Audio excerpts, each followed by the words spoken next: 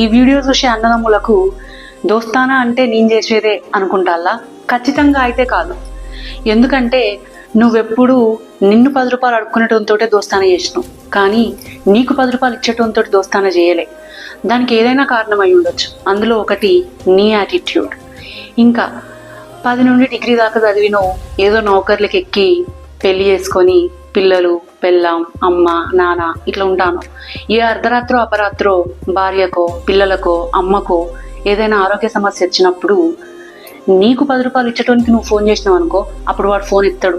ఎందుకంటే ఇన్ని రోజులు నువ్వు నీ యాటిట్యూడ్ చూపెట్టినావు కదా తమ్మి, ఇప్పుడు వాడు వాని యాటిట్యూడ్ చూపెడతాడు. వానికి అసలు ముచ్చట తెలియదు కదా దావకాన్లల్లో మనోళ్ళు ఉన్నారని. అదే నువ్వు 10 రూపాయలు ఇచ్చినోనికి ఫోన్ చేసినావు అనుకో, వాడు ఫోన్ ఎత్తుతాడు వస్తాడు, కానీ పైసల కాడికి వచ్చేసరికి ఖాళీ జేబులు చూపెడతాడు. ఇంకా ఇప్పుడు కొత్త ట్రెండ్ ఏంటంటే జేబులు కాదు, ఫోన్ పేలు చూపెడతాడు. రూపాయి కూడా లేదురా అని చూపెట్టాడు. నా ఫోన్లో 7 రూపాయల 30 పైసలు ఉన్నాయిరా, ఇంతే ఉన్నాయిరా అని మాత్రమే చూపెడతాడు.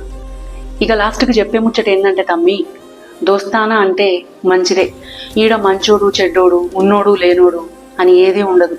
అందరితోటి దోస్తానా చేయాలి, అందరితోటి మంచిగా ఉండాలి. పైనుంచి వచ్చేటప్పుడు ఏం కొనుక్కొని రాలే, మళ్ళీ పోయేటప్పుడు ఏం కొనుక్కొని పోతాం. అందరితోటి ఉన్న దోస్తానా తప్ప. కాబట్టి అందరితోటి మంచిగా ఉండాలి.